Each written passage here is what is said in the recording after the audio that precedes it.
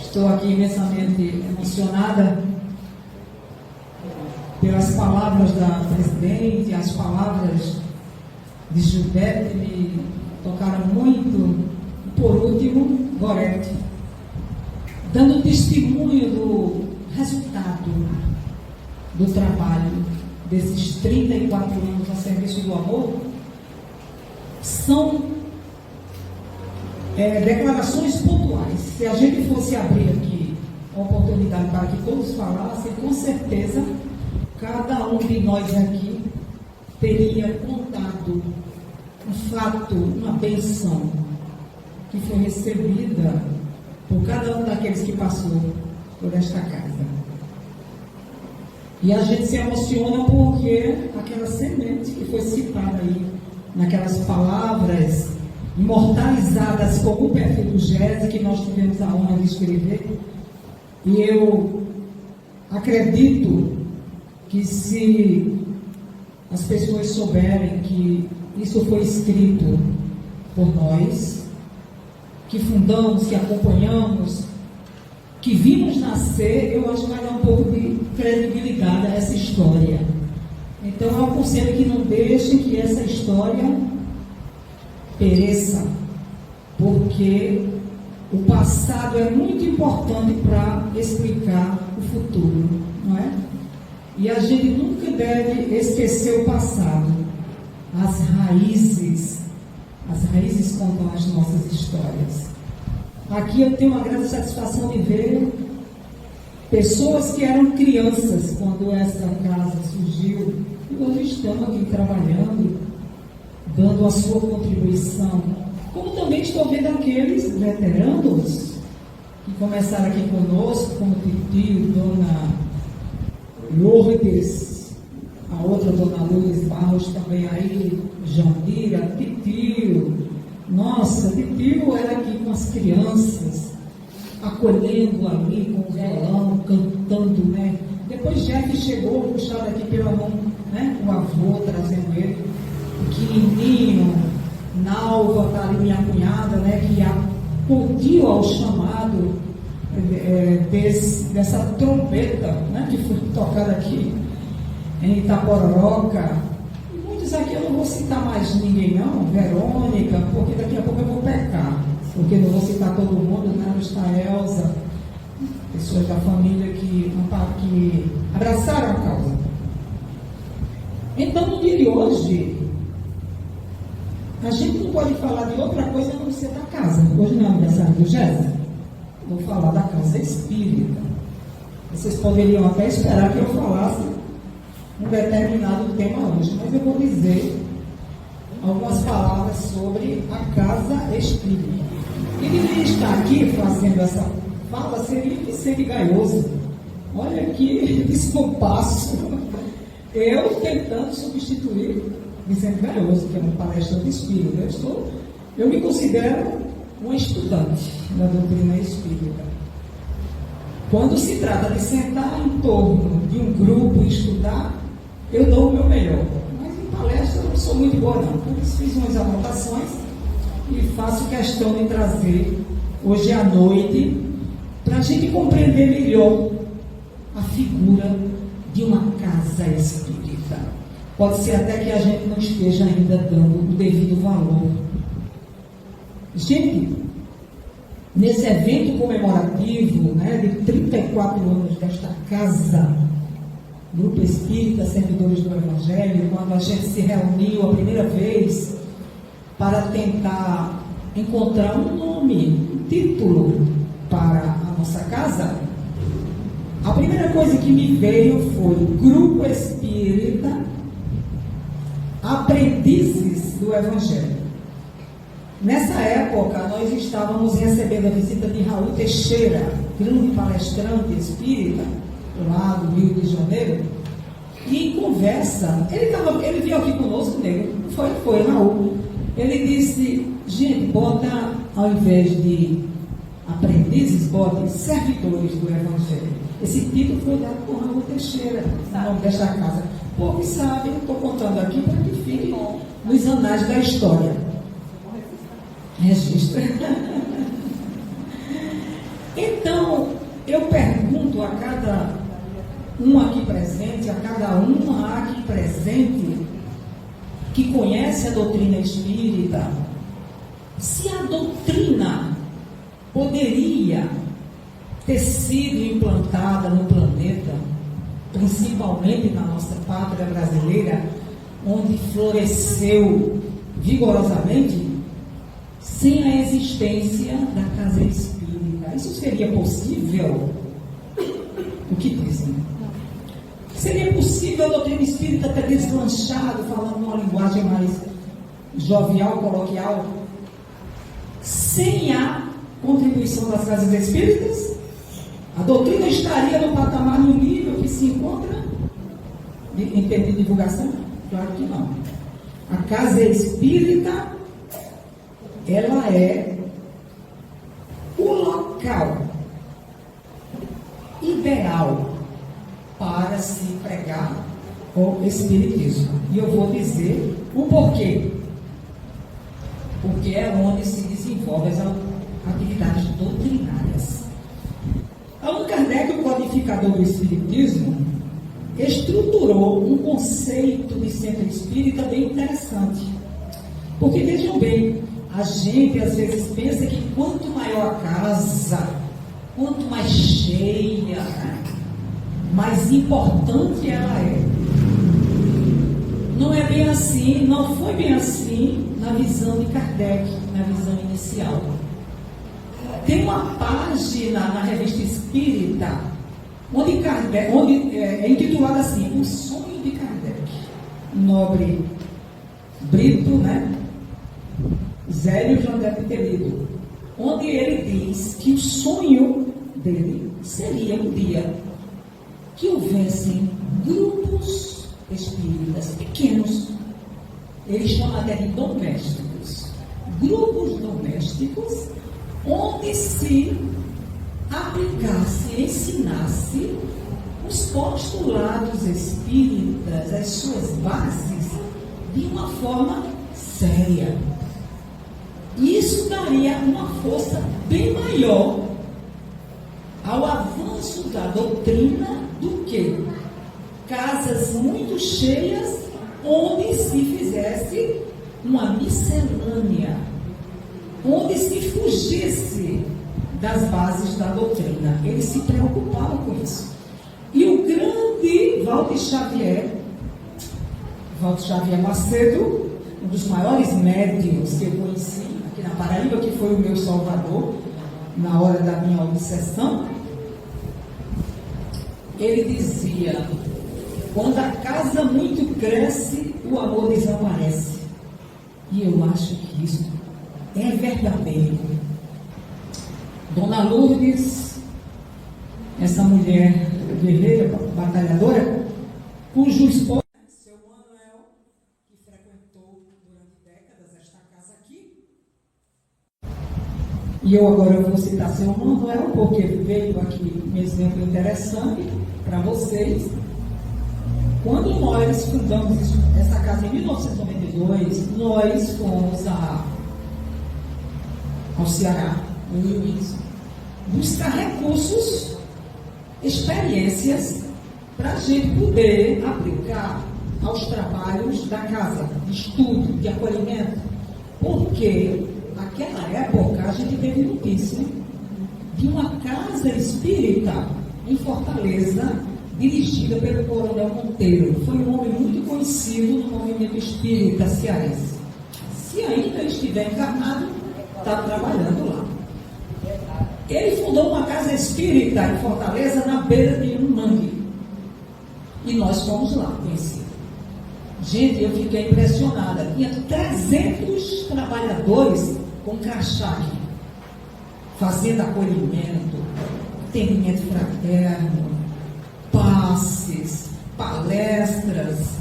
Aquilo é uma máquina de divulgar a doutrina espírita. Mas a gente percebeu que era tudo com base na doutrina.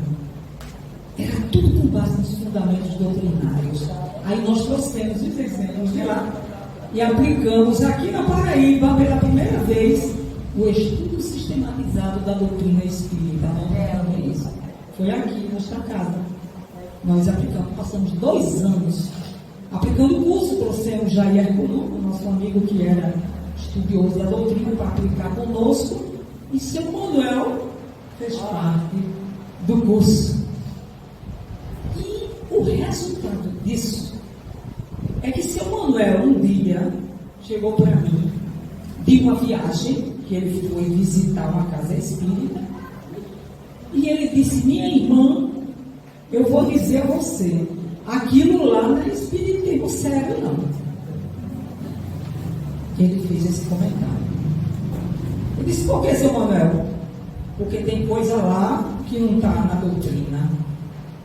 Praticam coisa lá que não está na doutrina. Olha, seu Manuel sendo coerente com os princípios da doutrina e com o sonho de Kardec.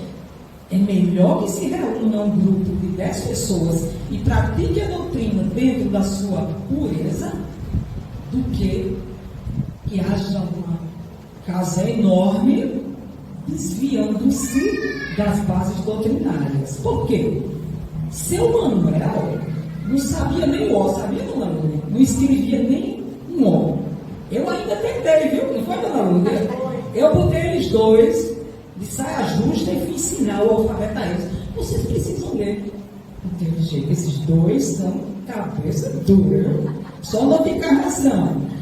Não aprendeu não, mas aprendeu o que é doutrina.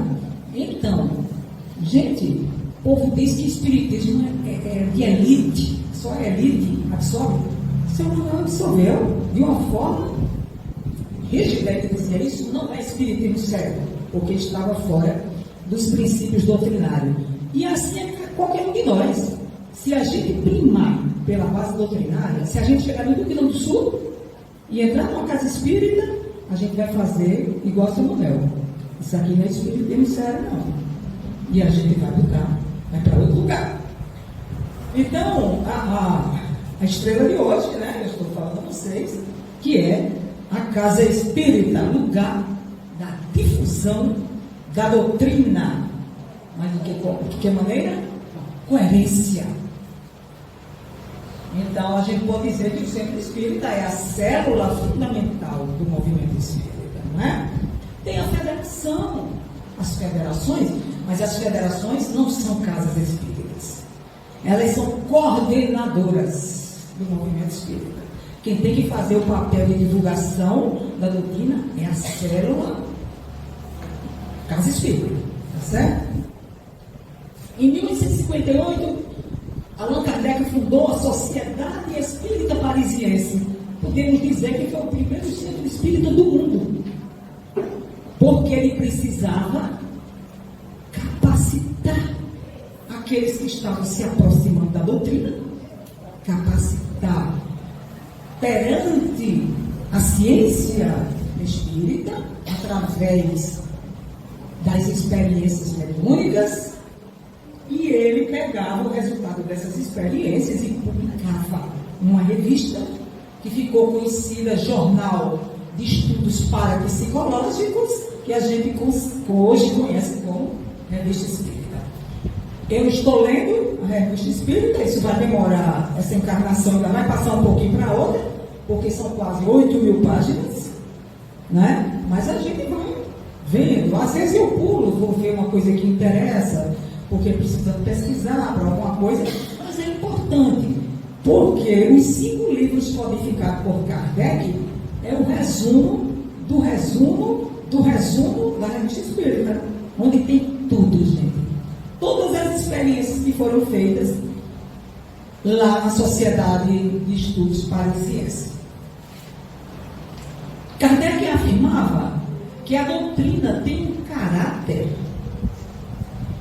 primordialmente educativo, porque aqui nós estamos educando a alma, né? Para depois daqui estamos educando o homem para conviver aqui em sociedade de uma maneira harmoniosa, caritativa, né? Acolhedora. A casa espírita tem esse papel. E eu perguntei a vocês se movimento espírita, o espiritismo teria crescido sem a casa espírita. E eu pergunto agora se a casa espírita pode sobreviver sem a doutrina. A casa espírita pode existir sem doutrina? Se a gente chegar aqui e encontrar cromoterapia, radioterapia, jurei, outras práticas, que não, eu não estou dizendo que isso aí é errado nem é ruim, não. Eu estou falando que isso dentro da casa espírita foge aos princípios doutrinários. Se você escacaviar a doutrina todinha, de um livro a outro, você encontra nada disso, mas você encontra o quê? Estudos e prática através da caridade e da coerência doutrinária. Só isso. Estudo, prática da doutrina através da caridade e da coerência. É isso que Kardec nos ensinou. Então, sem o centro espírita, não havia conhecimento espírita. A gente poderia até conhecer uma pessoa ou outra, né, um país, conhecer um livro espírita. Né? Como qualquer autor que divulgou aí as suas obras, aquele qual uma pessoa se identifica em ler. Não seria a mesma coisa. A doutrina teria, acredito, aportado mesmo, se não fosse a unidade, a célula máter que é a casa espírita. E para que a mediunidade fosse praticada de uma forma fiel, coerente e séria, como dizia seu Manuel, é preciso estudo, é preciso prática. Porque há os espíritos pseudo-sábios, como Kardec ensinou, que podem nos enganar, podem nos manter equivocados, e a gente acaba fugindo à nossa missão, ao nosso trabalho verdadeiro, por falta de conhecimento e de prática. Aqui nesta casa, um espírito, durante uma mediúnica, disse: eu sou o produtor, não é? Reginaldo Rossi. Eu sou Reginaldo Rossi. Disse que era o cantor Reginaldo Rossi. O Edson, que é um homem estudioso da doutrina, que Kardec mandou que a gente experimentasse, não acreditasse em todos os espíritos. Aliás, até João, o evangelista, né, no Evangelho de Jesus, não acrediteis em todos os espíritos, antes experimentais os espíritos vêm de Deus. Aí Kardec vem e diz também: não vos enganeis com os pseudo-sábios, com aqueles que querem lançar o equívoco, malbaratar com o equilíbrio da casa. E aí o Índice disse: sim, Reginaldo Rossi, que prazer recebê-lo aqui conosco, que honra. Mas sim, eu estou esquecido do nome daquele seu produtor. Cleiton. Mas você não disse. Daquele que fazia suas músicas. Como é? Mesmo o nome dele, como é? Esse eu não me lembro. Ele lembrava que o nome dele era Reginaldo Rossi, mas não lembrava que o produtor dele era Cleiton. Eis aí um espírito enganador, né, querendo passar por quem não é. E tem muitos que chegam dizendo: eu sou Papa fulano de tal, eu sou atriz. Ninguém quer ser Dona Maria Lavadeira. Todo mundo só quer ser celebridade, não é, querido? Chico Xavier conta que chegou uma mulher muito orgulhosa, vaidosa, amiga de Chico, frequentava a casa dele, e disse: Chico, você nem sabe o que eu descobri. Você acredita que eu fui uma rainha numa outra encarnação? Chico disse: acredito, minha filha, eu acredito. Porque a lavadeira daquela época era toda no céu.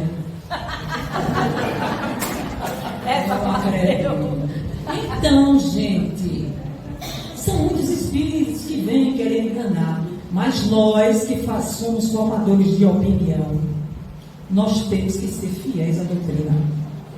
Tá certo? Dentro da casa espírita tem que se praticar espiritismo. O próprio Jesus nos alertou em João 8,32: conhecereis a verdade e a verdade vos tornará livres. Nós deixamos de ser escravos da ignorância e daqueles que querem nos enganar. Kardec disse que a caridade devia ser a base de todas as atividades da casa espírita. E eu, pelos estudos que fiz, entendi de uma vez por todas que a caridade não é um meio de salvação. A caridade é o único meio que a gente tem para a salvação. Porque quando a caridade chega, toda tristeza logo se vai, como diz a música. Quando a caridade chega, as lágrimas secam. Quando a caridade chega, ninguém mata, ninguém rouba, ninguém fala mal. Porque é só o amor que chega. E se enquadra no amar-vos uns aos outros. Quando a gente ama o outro e a gente não quer para o outro o que não queremos para nós, isso é pura caridade. Então, por isso que Kardec criou o lema que está no frontal da Federação Espírita Brasileira, na bandeira de Ismael. Quem é que sabe essa frase? Deus, Cristo e caridade. Deus, Cristo e caridade. Olha aí a caridade.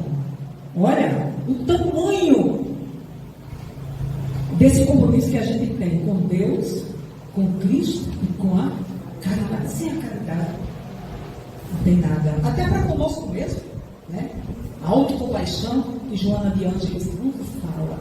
Autocompaixão significa que o trabalho do centro espírita precisa ser baseado na caridade. Então ele não pode ser dado por dinheiro, tem que ser dado de graça, porque dar de graça o quê? De graça recebeste. A gente cobra por passes que dá, consultas, orações. Por que isso?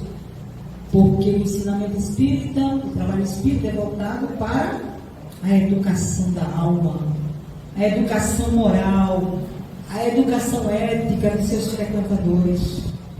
Gente, eu tenho certeza que cada um que está sentado aqui nessa assembleia, e moreja nessa sociedade, tenho certeza que cada um é visto nessa sociedade com outros olhos.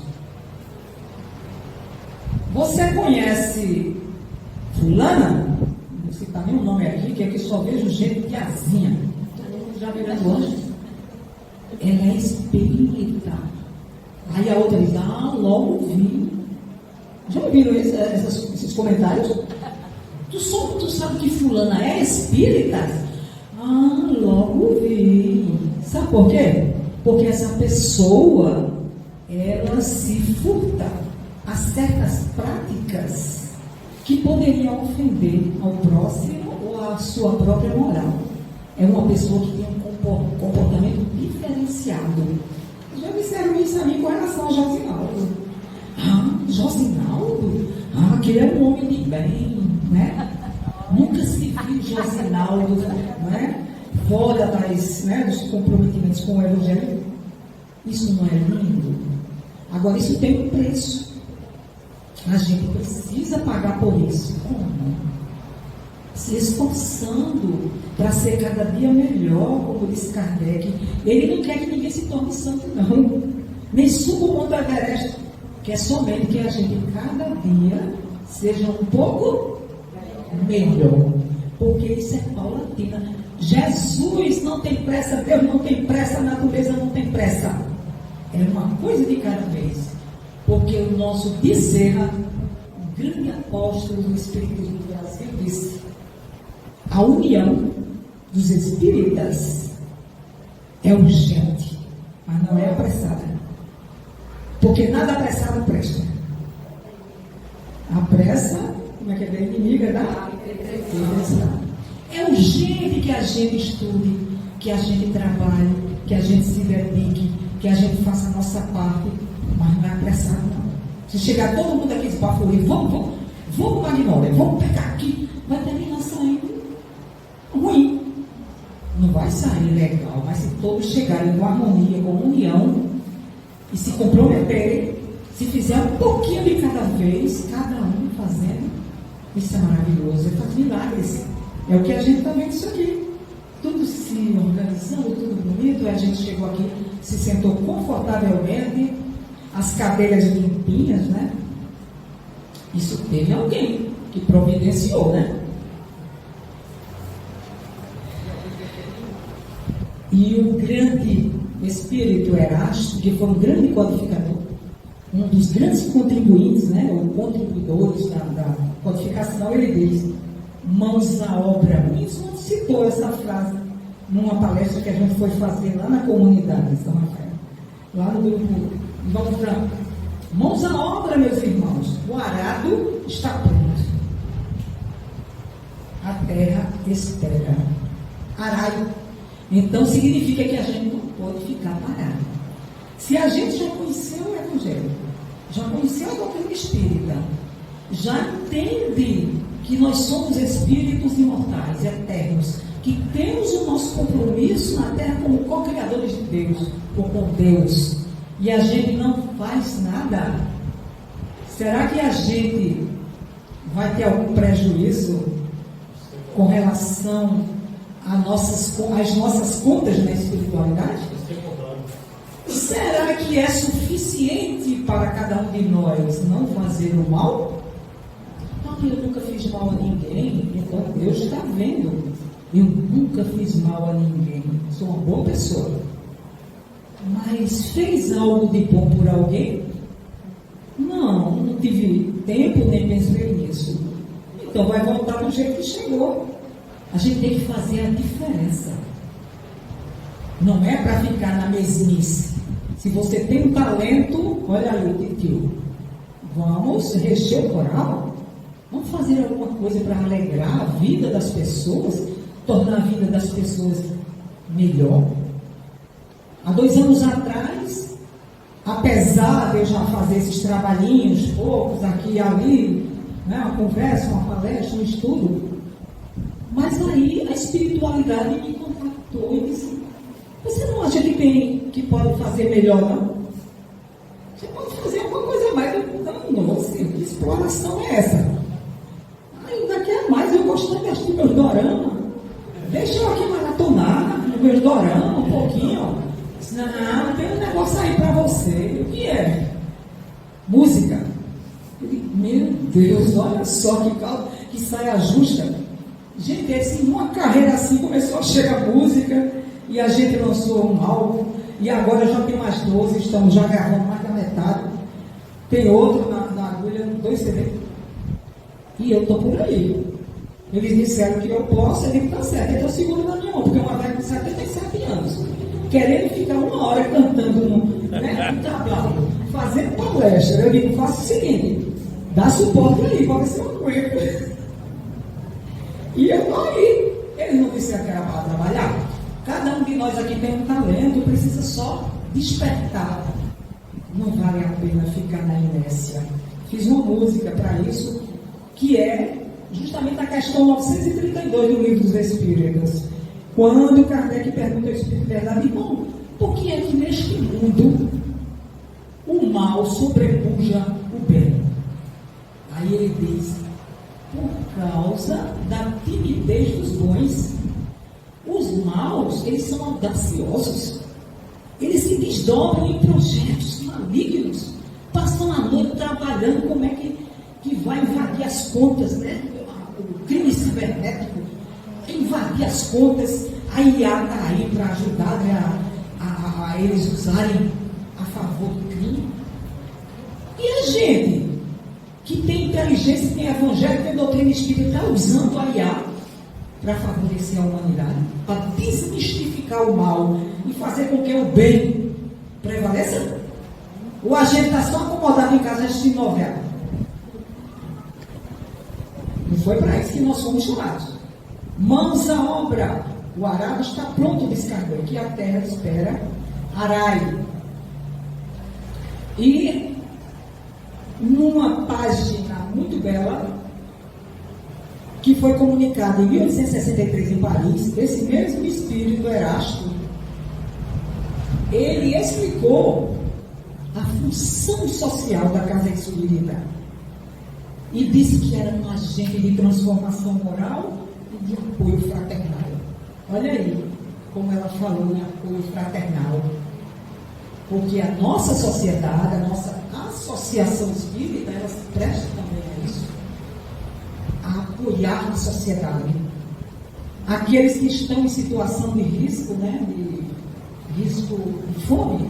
Você na casa faz um trabalho de feirinha fraterna, já vem muitos sair os grupos daqui, né, para amparar, educar as crianças, né, para a vida, para o Evangelho, promovendo a reforma íntima, né, das pessoas, atendendo ali individualmente, aconselhando, né? E a promoção social, já vi muito aqui, campanha de Chomozinho, Elza, Magnólia, Dona Maria Bonifácio, ali, aqui, todo mundo trabalhando. Tudo isso vai proporcionando o apoio da espiritualidade, porque quando eles veem que a gente se esforça, eles se aproximam para reforçar. Como eu me entreguei ao trabalho ao que eu fui convocada, trabalho de música, a música está chegando. E chega de uma maneira inacreditável. Mas por quê? Porque eu disse, está certo, eu vou fazer. Se eu tivesse dito não, eu inverti, eu não vou fazer, não ia chegar em nada. Mas como eu me propus, então é preciso que a gente se candidate. A partir de hoje, toda quinta-feira eu vou estar no GES. Eu quero dar o meu melhor. Eu quero dar a minha participação. Eu sei que eu tenho alguma coisa para fazer. E aí vai reforçar as fileiras aqui. Todo mundo vai se sentir apoiado, não é? Revigorado e alegre, porque o trabalho alegra a alma. É incrível. E tem algo que é importantíssimo no trabalho espírita, é o combate ao materialismo. Quantas pessoas estão achando, ou chegaram aqui achando, que a vida se resume do berço ao túmulo? Muitas. Não é isso? Tem muita gente. Então essas pessoas priorizam a parte material da vida. Elas nem desconfiam que tem espiritualidade. Quando entra numa casa espírita e adentra esse conhecimento, desmistifica o materialismo. E aí cresce o amor na terra, a ponto de daqui a pouco a gente poder dizer: o amor está sobrepujando o bem. E serve como local de reunião, de pertencimento. Qual de vocês aqui não se sente bem quando está dentro desta casa? Agora ele disse que quando chega aqui fica, né, bem acolhida, se sente. Porque isso aqui a gente diz, eu pertenço ao GES, né? Eu componho o GES. Isso é um lugar de pertencimento. Aqui não tem discriminação. Aqui não se discrimina por cor, classe, religião. Se chegar uma pessoa de outra religião ali, é acolhido do mesmo jeito. Não existe isso. Aqui a ordem é união e não divisão. Uma das frases mais marcantes de Bezerra de Menezes, que eu gosto de citar Bezerra, que foi quem transformou a doutrina espírita no nosso país em religião. Vocês sabiam dessa? O espiritismo nunca foi religião no seu nascedor. É ciência e filosofia, segundo Kardec. Depois tem uma nota na Revista Espírita, onde Kardec, perguntado pela sociedade, ele disse: se quiseres, ela pode ser uma religião, quando religa o homem ao Criador. Mas a doutrina espírita é filosofia e é ciência. Mas no Brasil, Bezerra de Menezes, quando adentrou nesse movimento, ele fez questão de associar o Evangelho bem de perto com a doutrina. E isso transformou o Espiritismo numa religião, naquilo que religa o homem ao seu Criador. E aí essa frase de Bezerra, que foi através de uma psicografia de Chico Xavier, diz assim: solidários, isso é para todos nós, solidários seremos união, separados uns dos outros seremos pontos de vista. Esse é o ponto de vista, esse é o ponto de vista, esse é o meu ponto de vista, mas juntos seremos união e alcançaremos a realização de nossos propósitos só com união. Então o médico cearense fez o que pôde fez o que pôde pela União dos Espíritos do Brasil. E ele foi quem inaugurou o primeiro estudo sistematizado da doutrina espírita no Brasil. Da luz foi na Paraíba. Se você não é nada, eu fui espírita, ele está pororoca. E Bezerra foi uma sexta-feira na Federação Espírita Brasileira, que ainda era. Como é o nome da rua dele? No Rio que a gente foi? Avenida Passo. Avenida Passo. Muito bem, Titio. Nós estivemos lá nas escadarias, né? Velhas, né? Tudo de madeira, onde ele criou o primeiro estudo do Livro dos Espíritos, em 1889, no dia 23 de maio, quase no dia do aniversário do Gésio, né? Então eu vou conceituar aqui de uma maneira bem simples, para fechar a fala desta noite, dizendo, juntando tudo que eu disse, que Centro Espírita é escola de formação espiritual e moral, baseada no Espiritismo. Se for uma escola que não seja baseada no Espiritismo, não é Centro Espírita, não é? É templo, é casa de oração, é recanto de paz. E, enfim, é um lugar de acolhimento. Que Deus nos abençoe, nos dê paz, saúde e que a gente possa comemorar, como disse Zélio, os 35 anos com muito louvor no próximo ano. Obrigado.